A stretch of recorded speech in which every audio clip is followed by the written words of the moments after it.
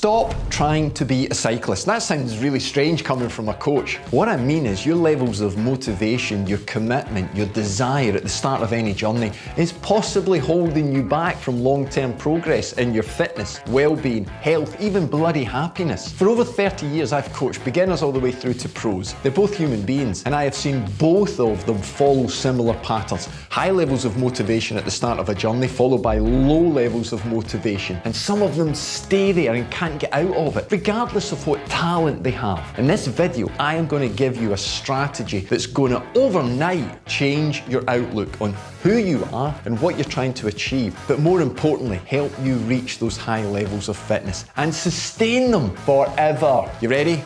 Buckle on. This is going to be a fast ride. You've got to understand that every human being on the planet, a beginner and a pro cyclist, have this. They have high periods of motivation followed by low periods of motivation. Shiny shit, bored. Shiny shit, bored. What you've got to understand is that this is a concept that goes into a little bit of sports psychology. These are videos that I want to cover with you, share with you what I know about what works in terms of coaching. If you're already subscribed to the channel, you'll get first notifications of these videos, but they're really important to add to your knowledge of the physical side because we're looking at sustainability over a longer period of time. So, have you fallen into the trap of listening to the marketing experts who know about this concept? Oh, you haven't, but you've bought a carbon aero bike, you've got the new helmet, the new shoes, you've got the best of kit, because you want to believe that they're going to make you a better cyclist. Well, not in every case. So Dunning-Kruger's profile of Mount Stupid in the Valley of Despair is the easiest way for you to understand this. So we get a new project, we get a new journey.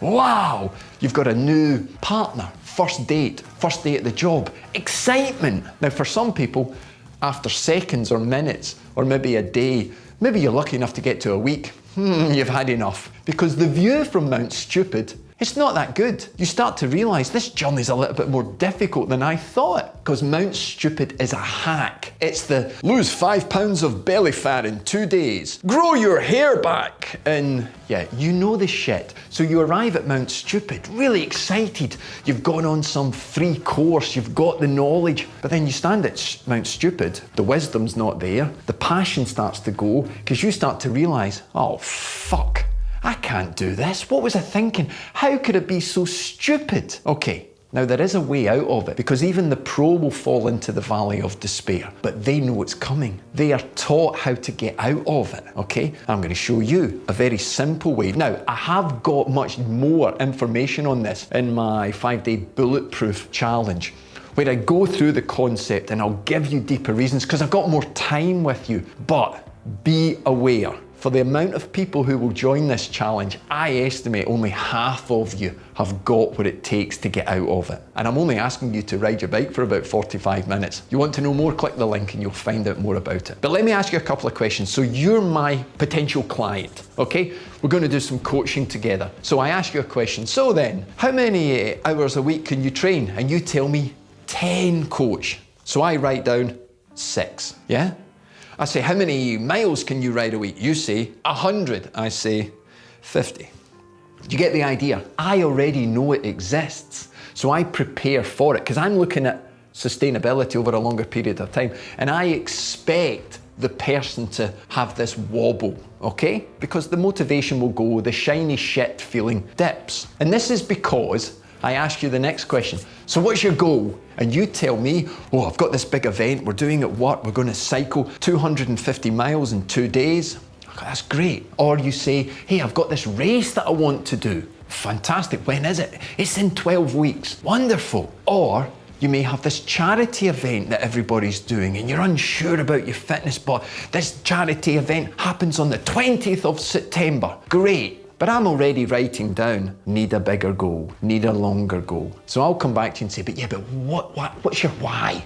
Why do you want to improve your fitness? I've just told you, coach, I've got these events. Okay, and I'll tell you that that event has got a finish line. And that finish line doesn't mean that life fucking stops. Life stops when you're not breathing anymore. And I want you to enjoy your bike for this longer period of time. Because trust me, having a finish line or a date is going to put you in the valley of despair. No matter how well your event goes, you'll want more. Left feeling frustrated. So the easy, simple strategy is step back and look at your why. You are not a cyclist. You're a father. You're a wife, you're a mother, you're a brother, you're a sister, whatever you are, you're not a cyclist. You've got a job, you may be a boss, okay? You may be retired, but you've got other roles, you've got kids, there's grandkids. They look at you as a role model because you're a warrior. You go out on your bike in the rain and the wind. You're putting yourself at the mercy of challenges, but you're still struggling to find that happiness.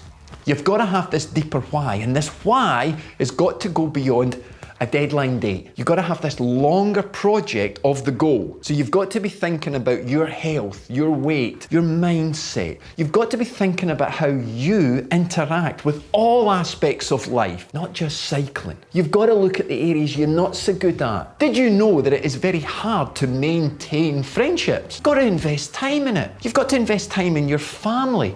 You've got to invest time in your work, even if your boss is a dick, okay? You've got to do it because you're the one, okay, that's controlling more variables than you think. If you are guilty of having the spikes and the big low periods, don't feel bad about it. Everybody else is doing it, and everybody else is short on time, and they've got a pile of shit in front of them every day that they've got to plough through. You're no different. So take a big deep breath and start to look at your why and make a real cognitive connection with your why. So when the bad days come along, this is why I'm doing it. I'm doing it for the kids. If I'm healthier, I'm more productive. If I am of a healthier weight, I'm actually going to enjoy life a little bit more and I can do more rather than work, try and cycle, fall asleep in my favourite chair and repeat everything over and over until I get to that point where I just don't want to do it anymore and I throw the bike in the outdoor shed and I don't visit it again for 3 or 4 weeks, and then the guilt comes on and you try again. No, let's not do that. So as I said, I go into this in more detail in my free 5-day course. Trust me, you'll enjoy it. So, if there was anything in this video that gave you pleasure or gave you knowledge, click that like button, subscribe for more wealth of knowledge, or I'll see you via the link in my free 5-day challenge if you think you're tough enough to do it. Okay, keep smiling, keep spinning. I'll see you soon.